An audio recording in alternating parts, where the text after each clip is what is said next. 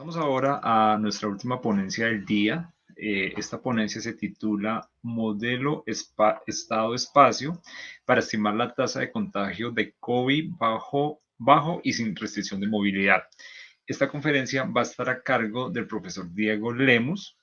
Él es ingeniero industrial, magíster en ciencias estadísticas y estudiante de doctorado en ciencias estadísticas, asesor y consultor en estadística aplicada con experiencia en estimación de índices e indicadores en áreas de salud y educación, diseño e implementación de modelos estadísticos para controlar y pronosticar variables de interés, entrenamiento e implementación de algoritmos de Machine Learning y en formulación de diseños muestrales para la evaluación de programas gubernamentales y en investigación de mercados.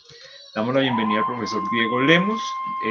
Tiene toda el público a su disposición. Bienvenido. Hola, ¿me escuchan? Sí, señor, te escuchamos bien. Hola. Ok. Voy a compartir pantalla.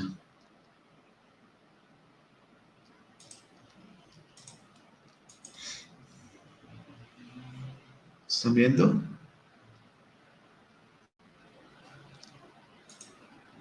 Sí, señor, lo estamos viendo. Hola, ¿sí están viendo? Sí, señor, se está viendo la pantalla. ¿Esto por qué no? ¿Por qué no proyecta?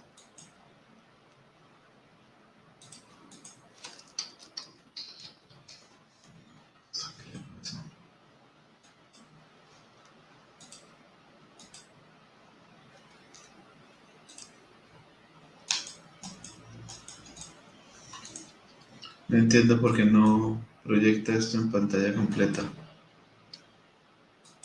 Pantalla completa. Ay, bueno, no voy a pelear con PowerPoint. Bueno, muchas gracias por la invitación. Este ejercicio que se presenta el día de hoy, pues esta presentación fue un trabajo que se realizó eh, el año pasado con el Instituto Nacional de Salud. El objetivo pues era identificar diferentes metodologías que pudieran permitir tomar decisiones de política pública en función de cómo evolucionaba el contagio de el COVID desde sus inicios, es decir, desde que llegó al país hasta cierto momento del tiempo del año pasado, pues porque, digamos, fue un ejercicio de consultoría que se hizo, y pues ya, digamos, el instituto pues quedó como con todos los códigos y demás.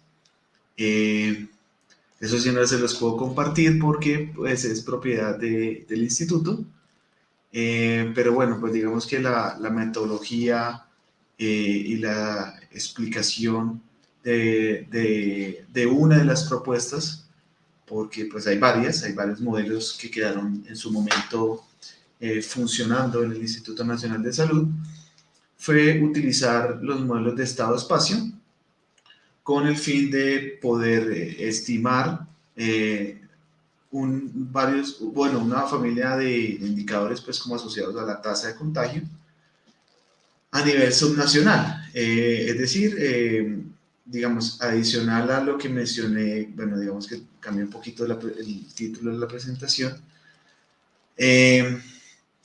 porque, bueno, lo importante fue como que los resultados no solo quedaron reportados a nivel nacional, sino que también, y esto pues es la gran ventaja del modelo de estado-espacio, es que los resultados pudieron ser desagregados a niveles subnacionales, principalmente pues las capitales y pues algunos ciudades donde la tasa de contagio en su momento estaba muy alta y pues tocaba tomar decisiones, bueno, no las tomamos nosotros, pero pues digamos ya el ministerio y pues las alcaldías pues ya con los cálculos que se obtenían, pues ellos ya tomaban las decisiones de pues, decir cómo eran las cuarentenas, si se entraba, si no se entraba, por cuánto tiempo, bueno, etcétera, etcétera. Bueno, pues rápidamente voy a dar una introducción donde yo menciono algunas cositas importantes. Ya sabemos todos qué es el coronavirus. Eh, pues es una enfermedad infecciosa que se transmite de persona a persona por gotitas, o sea, por estornudos, ¿sí? Por contacto y bueno, por fomites. Bueno, ya hay una bibliografía asociada ahí. Las estimaciones indicaban que pues ese bichito, el COVID, tiene un periodo de incubación medio de 3 días, en un rango de 0 hasta 24 días, y una altísima tasa de transmisión. Y esa tasa de transmisión pues está asociada tanto a individuos que presenten algún tipo de síntoma, y el caso más peligroso pues eran los casos en los cuales los individuos no presentaban ningún síntoma, porque, digamos, si se hacían contacto con otras personas, pues si la persona no sabía que tenía el COVID, pues era más fácil de transmitirlo a las demás que los individuos que sí tenían síntomas y que eran responsables y decían, bueno, yo tengo los síntomas y a partir de ese momento pues me quedo 15 días en mi casa para recuperarme completamente y evitar contagiar a los demás. ¿Sí? Entonces el gran problema, el grandísimo problema del COVID y de modelar el patrón de comportamiento de la tasa de contagio, pues eran estos individuos y su movilidad, ¿no? Bueno, y digamos que por eso a nivel nacional, pues no era tan importante porque en algún momento se decidió cerrar el aeropuerto, que no lleguen más personas, entonces, digamos, ya no había llegada del virus desde el extranjero, y pues ya el problema se convirtió en un problema local, es decir, la migración interna, ¿sí? Y bueno, hubo momentos donde esa migración entre ciudades inclusive estuvo cerrada, y pues todos esos montón de variables, pues es la que de alguna manera permitía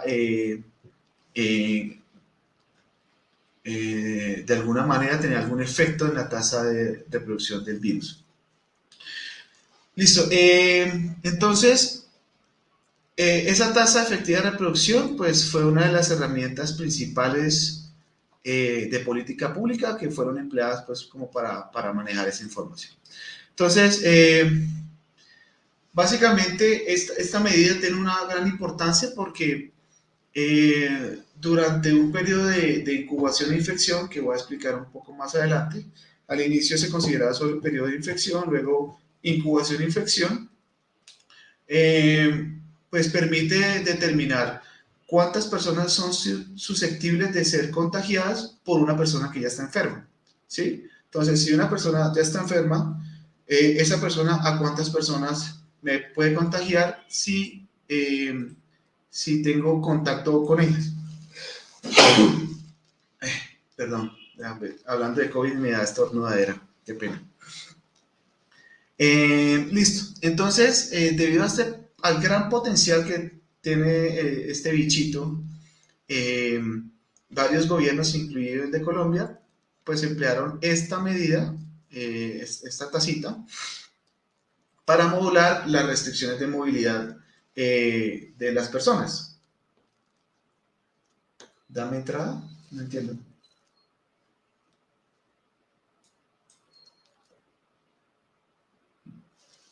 No entiendo, Ricardo.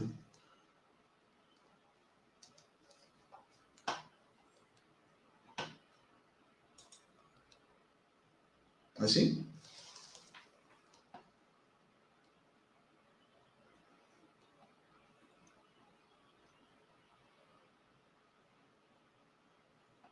Hola.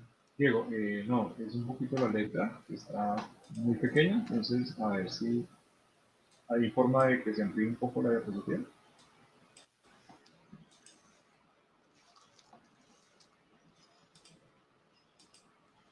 Pero es que no entiendo por qué aquí no me deja, o sea, si le doy acá, me proyecta en la otra pantalla. Bueno, no, dale, tranquilo, pues continúa. A ver si,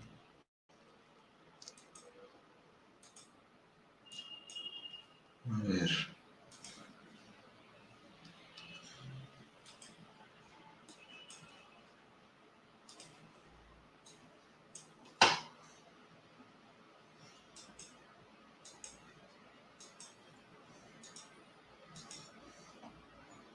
ahora sí.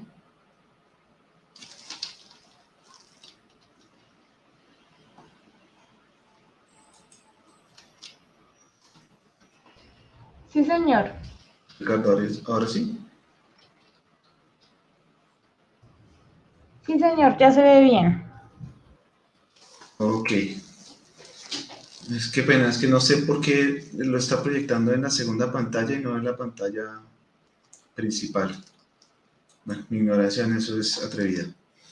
Listo. Entonces, pues básicamente, eh, pues este índice, según, bueno, no sé pronunciarlo muy bien, Van den Driesche, él informa que esto está asociado principalmente a tres componentes, ¿sí? Primero, la duración del periodo de infección, ¿sí? La probabilidad de que la infección pase de una persona infecciosa a una persona susceptible, ¿sí? Y el número promedio de veces y por unidad de tiempo en que un individuo infeccioso se encuentra con un individuo susceptible en el día. Entonces, esa parte es muy importante, digamos, porque en cuarentena lo que se buscaba minimizar era que se buscaba minimizar la probabilidad de que la infección pasara de una persona infecciosa a una persona susceptible. Sí, básicamente cualquier persona es susceptible de tener el COVID. O sea, bajar esta probabilidad a cero en lo humanamente posible. Y si una persona pues estaba enferma, pues que no tuviera contacto con nadie, ¿sí? Es decir, que no se encontrara con ninguna persona susceptible en un día o en un determinado delta de tiempo. Bueno, entonces, asociado a estos tres componentes, pues el índice va a depender de varias cosas, ¿sí? Va a depender de factores biológicos que pues está asociado al bicho per se, al COVID.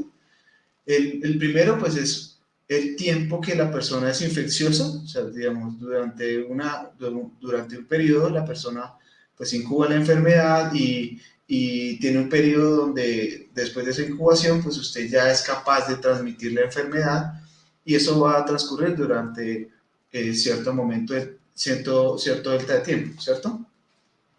Y otro factor biológico de la enfermedad es la capacidad que tiene este bichito de ingresar a una nueva persona, un nuevo ente, y también contagiarlo de la enfermedad. Bueno, eso es los factores biológicos de la enfermedad. Pero pues hay otros factores relacionados que permiten que estos factores biológicos de la enfermedad sean potencializados o sean de alguna manera restringidos. El primero, pues, es el factor social, ¿sí? Es el tipo de interacciones que tienen las personas. Cuando digo tipo de interacciones, bueno, es si van en el Transmilenio, si van a un restaurante o si van a, ¿sí? ¿Qué tipo de interacciones tienen las personas? Y el otro es importante, es la frecuencia con que realizan esas interacciones, es decir, si lo hacen todos los días, si lo hacen día de por medio, entonces esos factores pueden ser un potencializador de la enfermedad. Bueno, factores temporales, cambios en la población susceptible. Entonces, por ejemplo, que yo en este momento del tiempo no tenga hipertensión, pero en un año sí tenga hipertensión. Entonces yo ya me vuelvo susceptible, o sea, tener otras desventajas a la hora de adquirir esta enfermedad, ¿sí? Entonces, estos factores temporales pues también influyen mucho y esto está también muy relacionado no solo con la composición de la persona, sino con sus factores sociales, ¿no? Están fuertemente relacionados. Y hay uno que es el factor político y es, bueno, eh, dado el comportamiento social en este caso de los colombianos, ¿qué políticas tomamos? ¿Sí? ¿Cómo hacemos o cómo hacen las personas para que no se contagien tanto? Y de alguna manera evitar que esta enfermedad pues pueda llegar a ser algo catastrófico en nuestro país. Entonces, pues definieron y pues constantemente están actualizando la regulación asociada pues ahorita, actualmente, pues temas de distanciamiento social, pero en su momento, o sea, si nos devolvemos hace un tiempo, cuando llegó el bichito a Colombia y bueno, eh, pues bueno, ¿qué hacemos, no? O sea, políticas de cuarentena, entonces si se acuerdan, habían temporadas donde habían alternancias, ¿sí? Entonces salían los de la cédula par, luego los de la cédula impar, solo podían hacer mercado, ¿sí? Había una cuarentena estricta, la cual se flexibilizaba y volvía otra vez esa tasa a subirse, entonces otra vez tocaba volver a guardarnos, ¿sí? Entonces, todas esas, dependiendo de cómo evolucionaba la tasa de contagio, pues bueno, los tomadores de decisiones de política pues definían alguna política de cuarentena. ¿Listo? Bueno, entonces hay dos tasas en general, las cuales dependen del número básico de reproducción, es como el valor de partida, ¿sí? En Colombia se asumió que era 2.28 y pues básicamente se interpreta como el número de casos que puede producir un individuo infeccioso en una población que consta únicamente de individuos susceptibles. Es decir, que si 100 personas tienen el bichito en el día 1 y si esas personas se mueven libremente en un espacio donde todos los demás, ¿sí? Son susceptibles, entonces supongamos, van al trabajo, van a Transmilenio porque van a donde la novia, etcétera, etcétera. Entonces, esos 100 tienen un efecto multiplicativo, entonces se esperaría que en un delta de tiempo, pues ya no habrían 100, sino los 100 más los 228 que usted acabó de infectar, ¿sí? Y esos 228, pues multiplique eso por 2.28 y pues, sí, o sea, digamos, tienen el potencial de convertirse en algo que sea incontrolable. ¿Listo? Entonces, ¿qué implica eso? Que pues entre más grande pues sea este valor inicial, pues la tasa de reproducción al inicio pues será altísima, ¿sí? Y bueno, ¿y cómo se ve eso? Pues porque al inicio había un caso y luego habían dos, entonces pues eso era como, ¿sí? Ya después de un tiempo pues se estabiliza porque pues los cambios relativos pues eran mucho menores. Pero básicamente es como un punto de partida. A partir de ahí, se tiene la tasa de reproducción efectiva y la tasa de reproducción de caso. Entonces, miden dos cosas diferentes.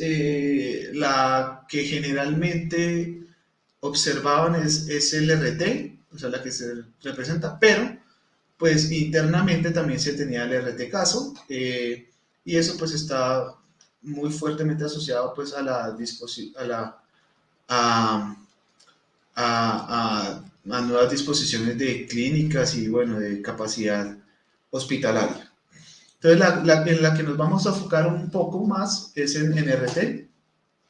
Y pues esta está asociado a cuántas personas bueno, es el número esperado de personas que piensa su infección en el día T, ¿sí? Si los factores previamente mencionados se mantienen constantes durante el periodo de tiempo, es decir, ¿cuántas personas puede infectar una persona que tiene el bicho si no hay ninguna restricción? ¿Sí? O sea, la restricción es como un condicional. Dado eso, pues se espera que el RT baje, ¿no? Mientras que el RT caso busca medir cuántas personas fueron infectadas por alguien que terminó su periodo de infección, ¿sí? Entonces miden dos cosas diferentes. O sea, fíjense que uno es durante todo el periodo de infección, ¿sí? Que es el RT, y el RT caso es simplemente desde que terminó su periodo de infección, ¿sí? Bueno, entonces ahí hay varios Diego, temas asociados. Diego, tenemos un par de preguntas. Listo. Diego, tenemos preguntas. La primera pregunta dice lo siguiente. ¿Los factores ambientales tendrían un impacto mesurable en dicha tasa? Hay estudios que sí lo indican así, es decir, ciudades más frías eh, y manteniendo pues como las condiciones de alta movilidad tienen algo de facilidad en la propagación porque generan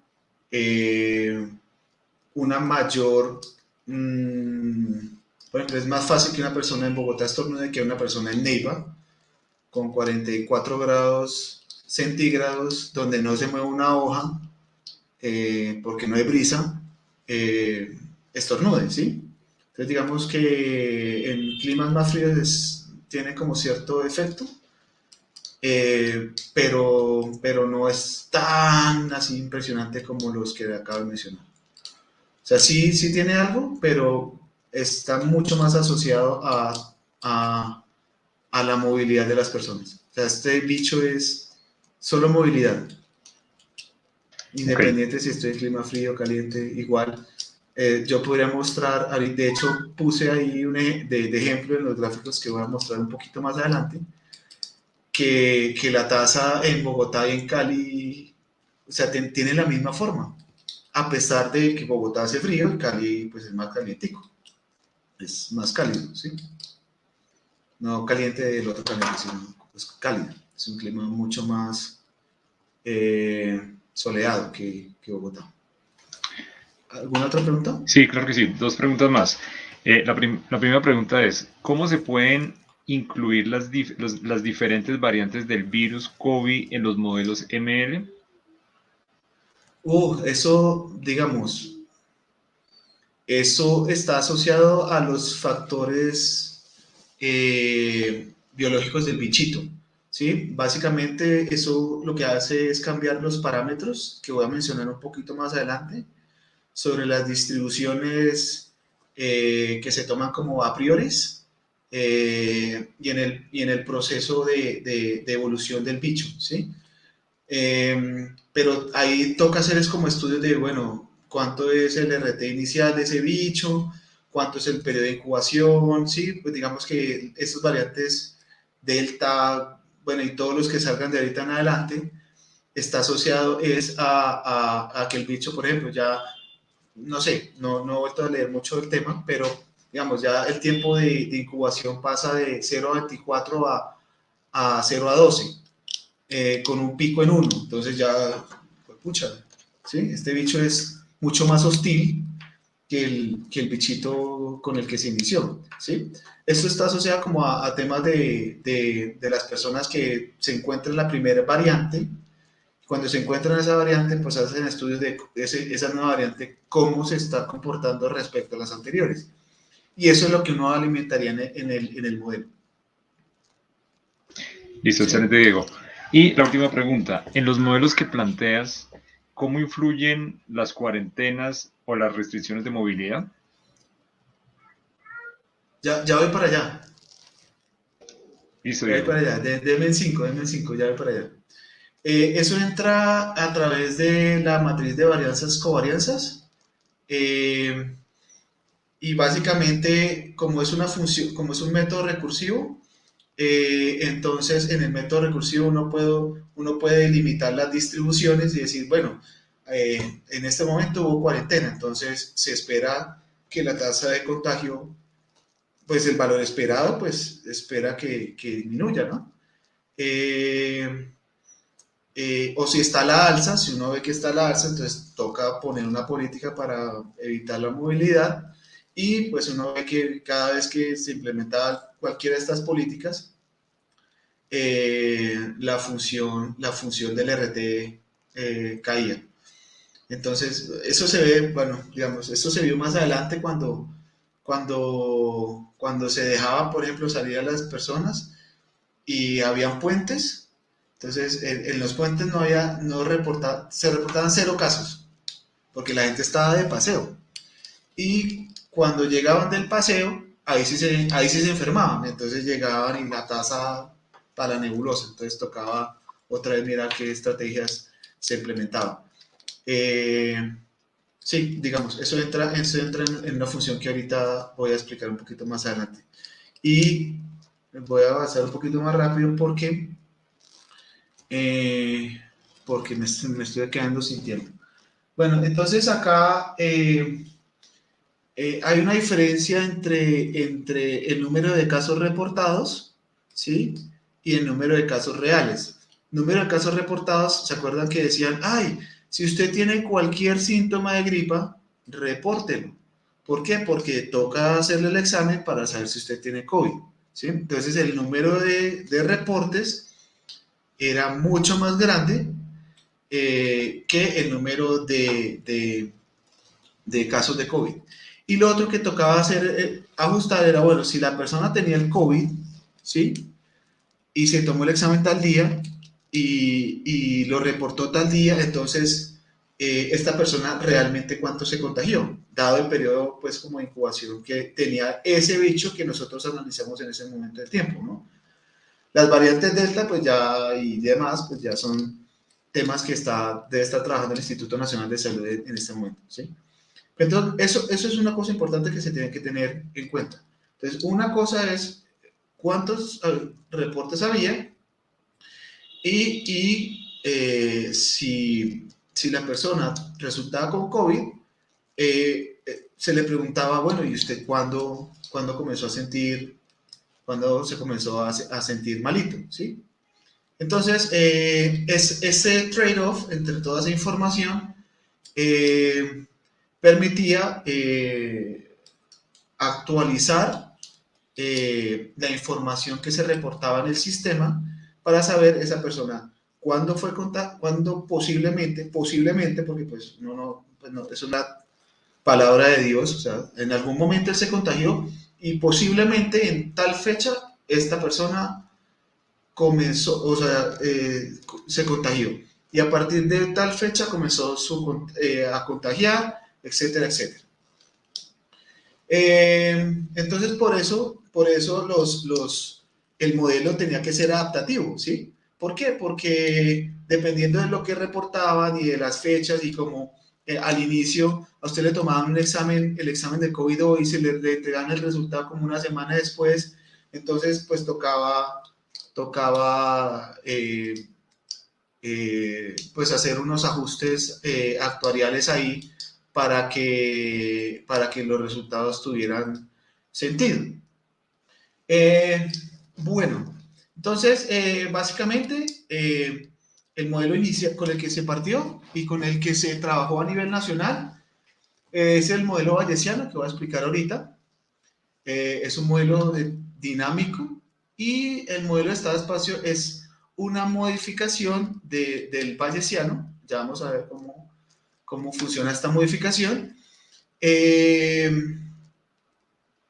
Y pues funciona bien en ejercicios donde pues usted tiene diferentes componentes de movilidad, usted restringe, usted no restringe, hay 0 casos, no hay 0 casos, ¿sí? Entonces, este modelito es mucho más robusto a la ausencia de datos y a los ceros, y podía permitir un mayor nivel de desagregación que el modelo bayesiano, que asume que no hay migración. O sea, ¿por qué el nacional asumía que no había migración? Porque cerraron el aeropuerto, ¿sí? Entonces a nivel nacional no entraban más bichos. Ya los bichos que estaban en Colombia se movían internamente en Colombia, ¿sí? Y llega un momento donde eso también lo cerraron, ¿sí?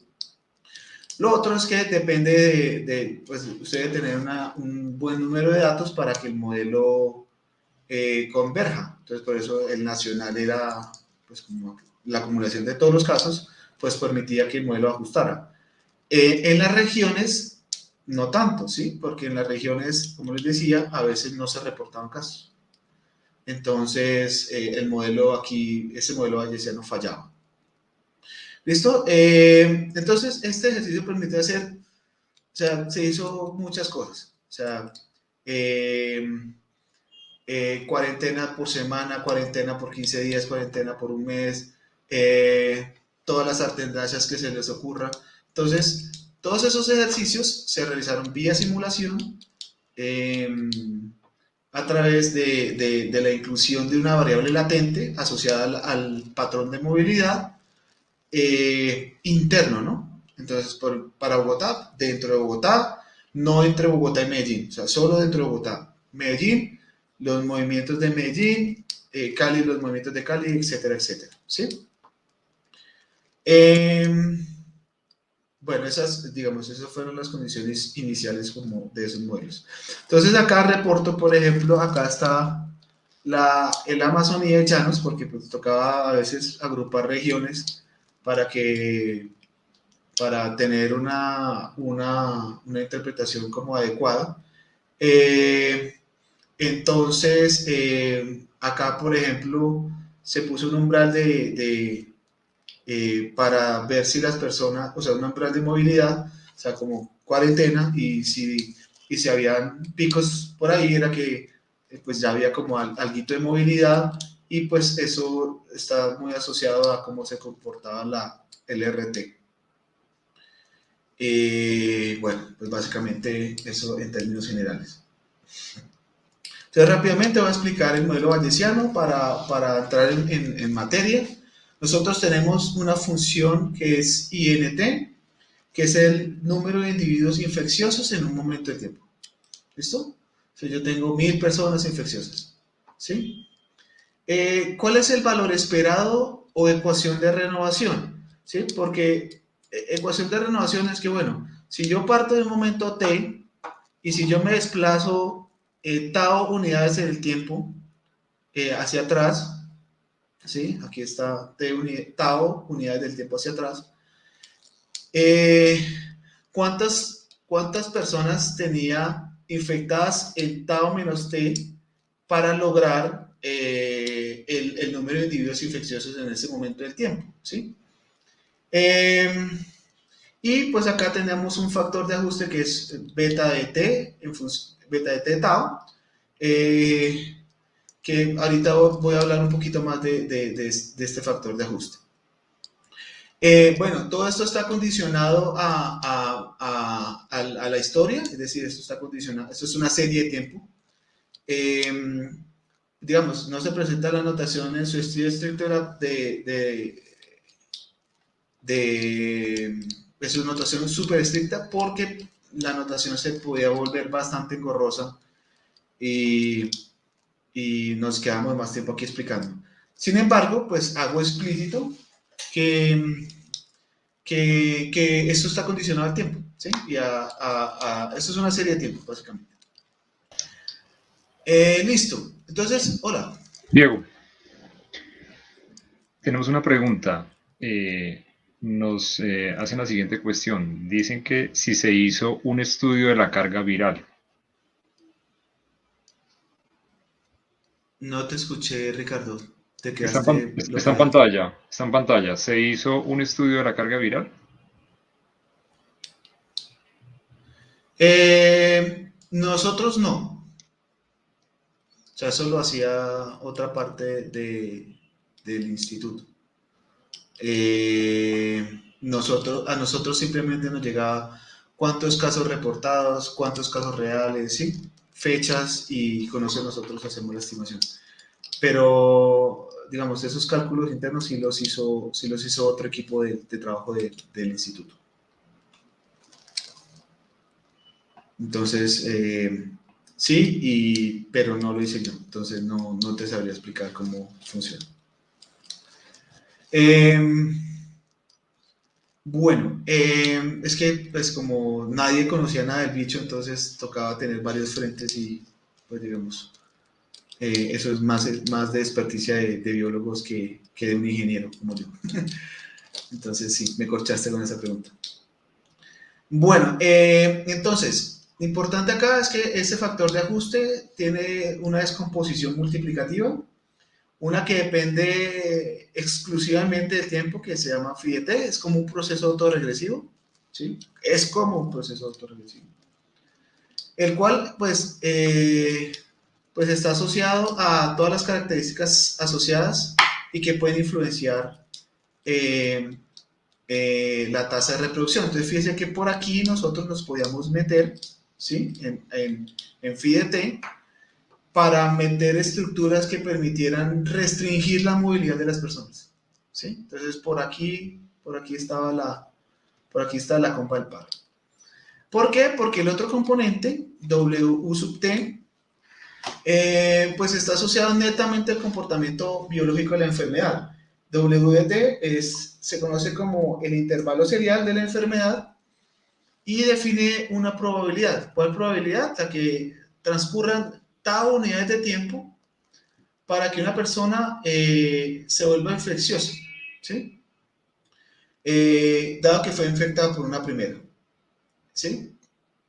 Que ya, sí, bueno, eso es el intervalo serial de la enfermedad. Entonces, este de acá, W tau, esto no se podía, eh, eso era imposible tener una influencia sobre él, ¿sí?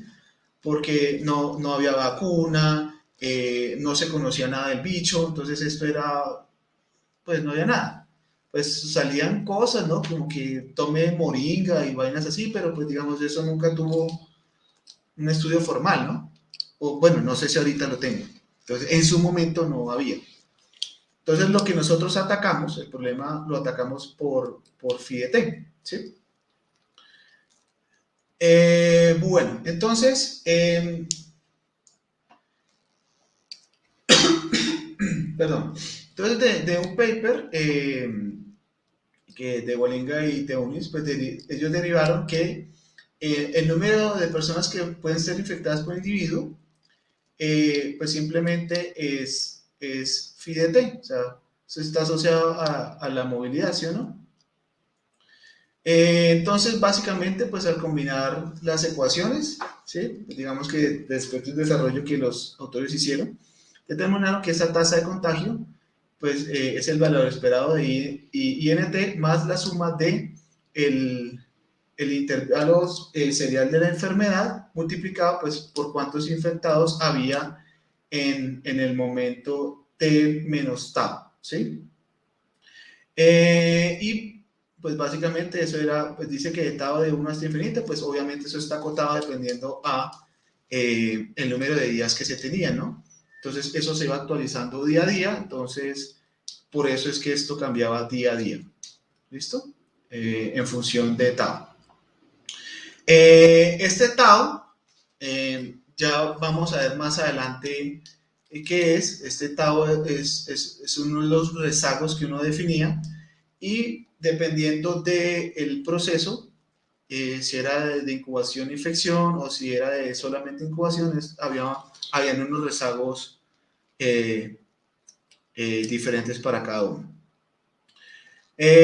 Básicamente con eso, pues los Fraser pues ya definen pues la tasa de caso en función pues, de la tasa tradicional, ¿sí? Bueno, entonces, ¿cuál era el problema? ¿Sí? El problema es que nosotros asumíamos un conocimiento previo del intervalo serial de la enfermedad.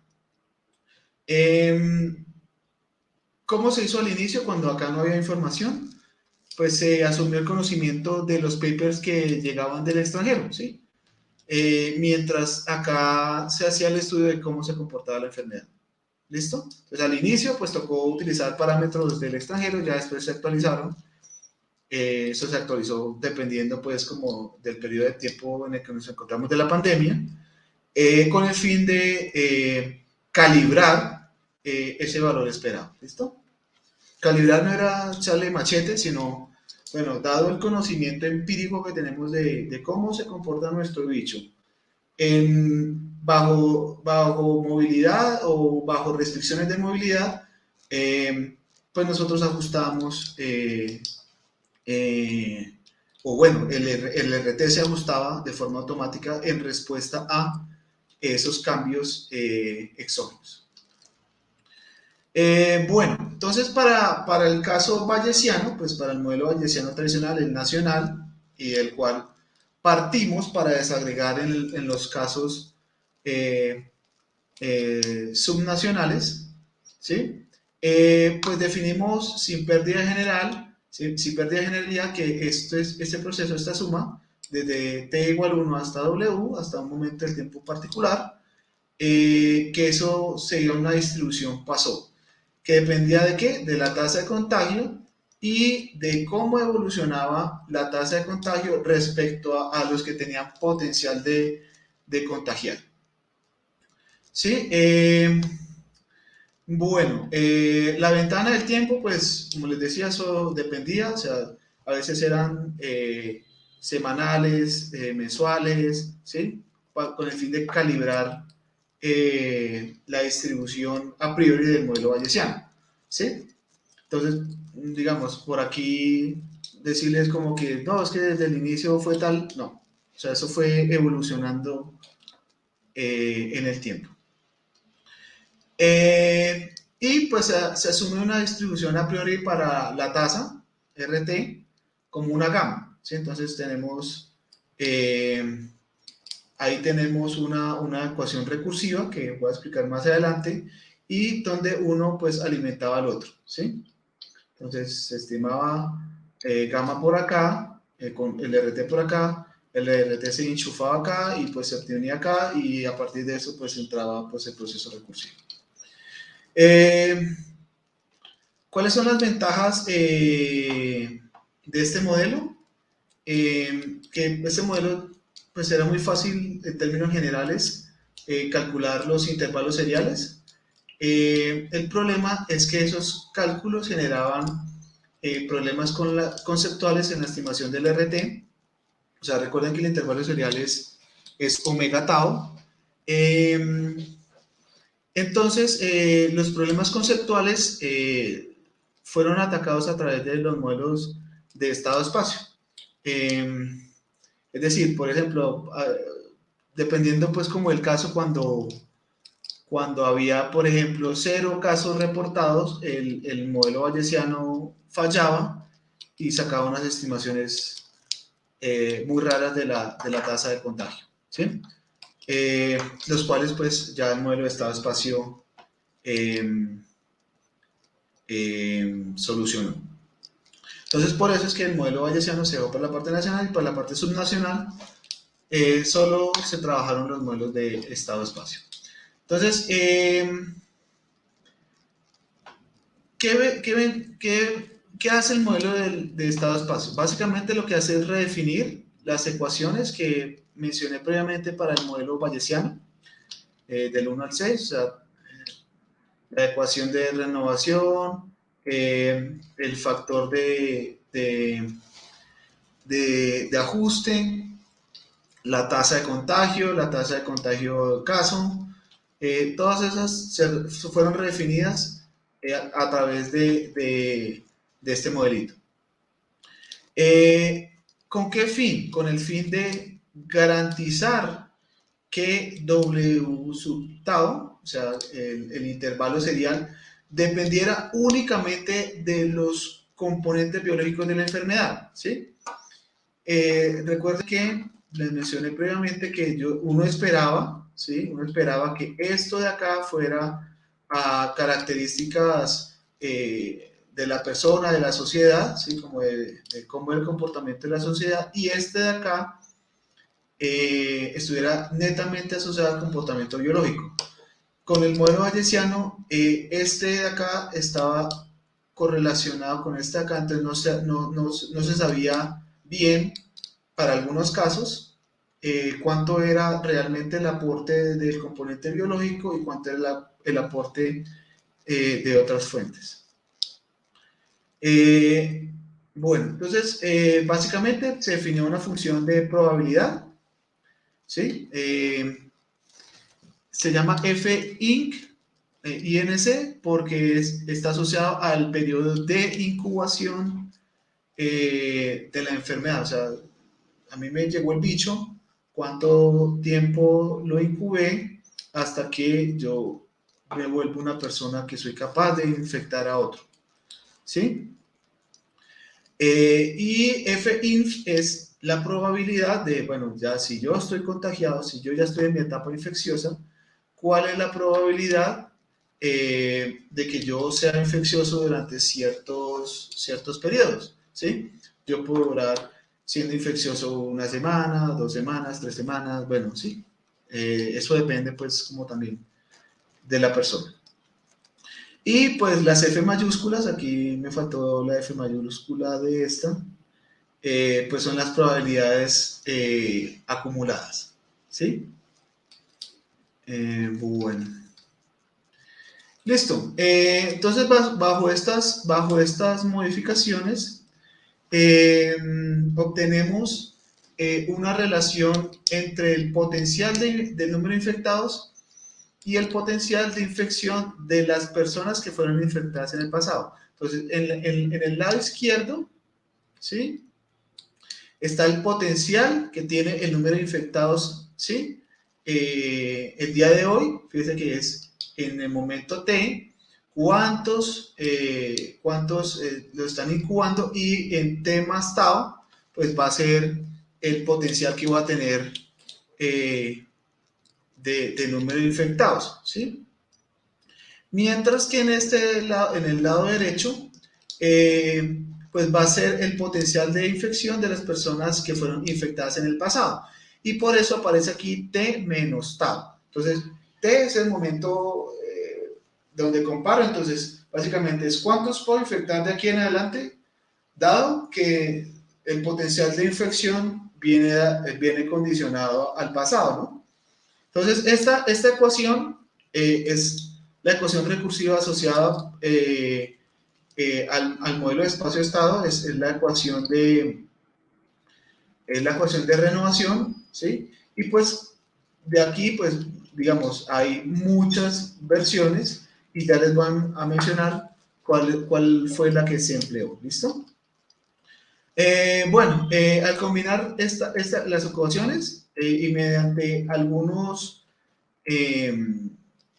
algebrita ahí, que no es ligeramente tan sencilla, se obtiene este resultado que es básicamente el mismo RT que vimos previamente, solo que aparece aquí un omega, y ese omega básicamente está asociado a el número de días que una persona puede infectar en promedio, ¿sí? Entonces, este omeguita, pues, es una cantidad que se obtiene dependiendo, pues, pues, de la estructura que se tenga de movilidad. Entonces, este omega, pues, no era único. Entonces, si había cuarentena, omega era casi cero, ¿sí? Si había un poquito de movilidad, omega cambiaba en función de los parámetros de movilidad que se activaran, pues, como en la ciudad, ¿sí? O en la región que se estaba analizando, ¿sí? Y esta parte de acá, la que está al ladito de omega, pues básicamente está asociado a la tasa de contagio en un día particular. Entonces, básicamente es, ¿cuál es la tasa de contagio de un día particular? Por el número de días que puede infectar. Entonces ahí me define pues como cuál es mi tasa de contagio global. Entonces, si yo reemplazo esto en la expresión anterior, pues obtenemos esta función de recursividad, donde pues acá tengo mi intervalo serial, aquí tengo mi potencial de incubación en el pasado, dado o multiplicado por mi tasa de contagio respecto a el número de días promedio que la persona puede infectar. Es decir, pues si hacemos una analogía acá, aquí está multiplicando, pasa a dividir, entonces toda esta expresión estaba aquí, ¿sí? Entonces, digamos que es mucho más fácil trabajar con esta estructura que con una estructura de valores esperados, ¿sí? Entonces, se obtuvo esta estructura, y esta estructura pues procedimos a definir algunas condiciones, primero sobre el lado izquierdo de la distribución, luego sobre el lado derecho de la distribución, porque me estoy quedando sin tiempo. Entonces, para el periodo de incubación, entonces tenemos una distribución Poisson con esta media, y pues el proceso de calibración se obtiene a través de un modelo de estado-espacio no gaussiano, porque aquí tenemos son conteos, ¿sí? Número de infectados. Entonces, ¿cómo voy a modelar con eso con una normal? ¿Sí? Eso sería un improperio. Entonces, pues, la función de enlace, ¿se han escuchado los modelos lineales generalizados? Recuerden que los modelos lineales generalizados tienen una función de enlace y... Hola. Diego, quedan 7 minuticos, ¿listo? Ah, caramba. Bueno, voy a esforzarme rápidamente de consolidar la idea. Entonces, teníamos un modelo que no podía ser normal, ¿sí? Ya sabemos, los que han visto modelos lineales generalizados, que en los modelos lineales generalizados pues hay una metodología subyacente, ya sea Newton-Raphson, Fisher-Scory, no es directa, no es X transpuesto Y, no, ya hay otra cosa. Entonces, esto se vuelve computacionalmente, digamos, tiene harto proceso subyacente. ¿Por qué? Porque en cada etapa el proceso se alimentaba, ¿sí? Con la información del pasado. Y como la información del pasado iba cambiando, ¿sí? ¿Por qué iba cambiando? Por lo que les decía, o sea, reportaban un caso hoy y apareció infeccioso un mes después, entonces tocaba ese nuevo infectado, pues ver dónde era su foco de infección, y entonces la serie no era estática, ¿sí? Entonces nosotros no podíamos modelar una serie que era dinámica con un modelo estático como es un modelo ARIMA, ¿sí? Que simplemente se le dice que phi es tanto para toda la serie. No, aquí cada momento del tiempo se iba actualizando los parámetros, a partir de unos puntos de partida. Entonces, eso se definía pues a través de la función de enlace en la ecuación recursiva. Se definían unas condiciones iniciales planas o no informativas, como lo llaman los bayesianos, para garantizar que toda la información que llegara al modelo fuera a través de los datos, ¿sí? Es decir, no sesgar ni nada los resultados obtenidos. Entonces aquí se obtenía la ecuación de observación, la ecuación de transición, ¿sí? Entonces se iban estimando punto a punto y a partir del máximo de verosimilitud se estiman un par de parámetros y básicamente lo que se buscaba o se esperaba, va a adelantar un par de pasitos más adelante. No lo puse acá. Bueno, básicamente lo que se esperaba es que como eso aquí está. En el proceso de calibración, como eso se repetía muchas veces, o sea, no era como que estimaba en un momento, sino que era dentro de cada periodo se hacían varias réplicas, ¿sí? Hasta obtener pues un suavizamiento de la tasa de contagio. Pues en el modelo básico,